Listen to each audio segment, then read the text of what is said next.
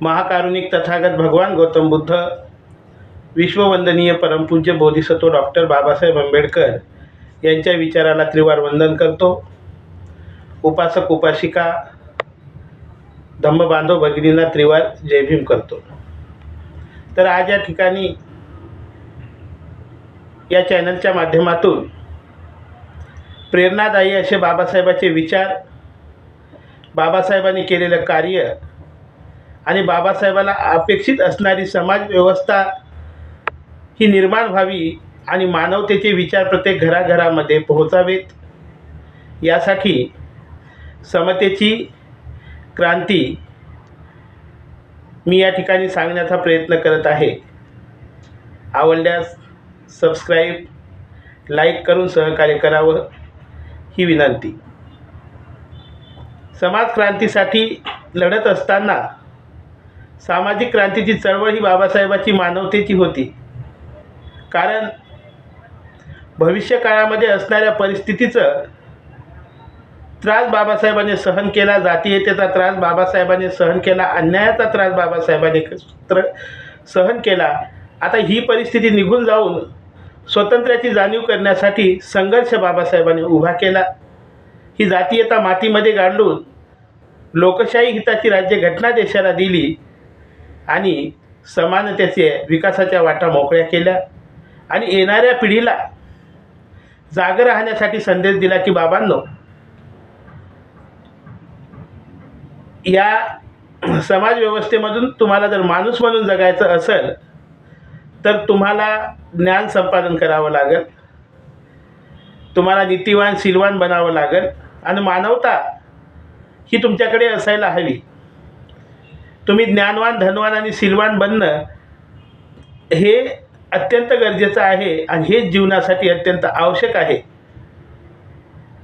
जीवन जगत असताना श्वासाची जशी माणसाला गरज आहे, त्याच प्रकारे जीवनामध्ये माणसाला 3 रत्नाची अत्यंत आवश्यकता आहे.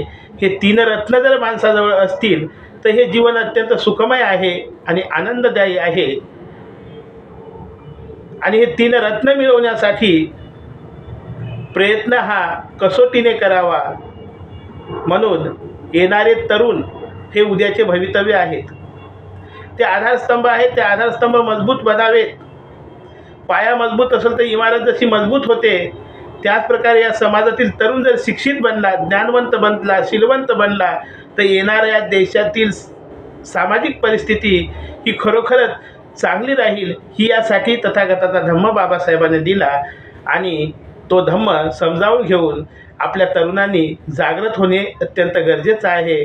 कारण आजच्या सोशल युगामध्ये, या फॅशनेबल युगामध्ये आपण बघतो की तरुण पिढी ही ज्ञानवंत बनत आहे, गुणवंत बनत आहे, चांगल्या प्रकारची चांगल्या पदावर जात आहे.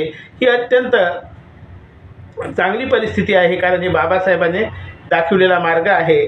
परंतु ज्ञानवंत, धनवंत, शीलवंत बनत असताना सुद्धा आजही आपण बघतो खेड्यागावामध्ये परिस्थिती हाल फार बेकार आहे. तरुणाची अवस्था, बेरोजगारी, शिक्षण कमी, बेरोजगारी आणि यामुळे पुढील भविष्यकाळ हा अंधकारामध्ये जातो का काय, अशी भयावह स्थिती या देशामध्ये निर्माण झालेली आहे.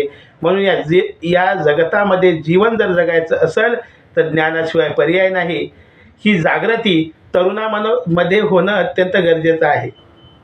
कारण ज्या वयामध्ये ज्ञान मिळवायचं त्या वयामध्ये ज्ञान जर मिळवलं, चांगले प्रयत्न जर केले, एखादा कला जर शिकली, एखादा उद्योग जर शिकला आणि त्या कलेच्या उद्योगाच्या जीवावर आपण जीवनामध्ये, संसारामध्ये आनंदी राहण्यासाठी धन कमवू शकतो आणि ते धन आपल्याला, त्या धनाच्या सदुपयोगाने आपण आनंदी आणि सुखमय असं जीवन जगू शकतो.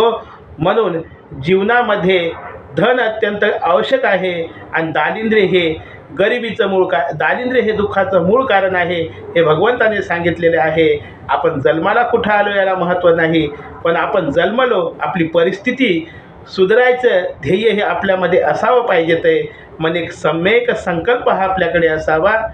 आपण तो सम्यक संकल्प पूर्ण करण्यासाठी आपल्यातील आत्मविश्वासा जागा करावा.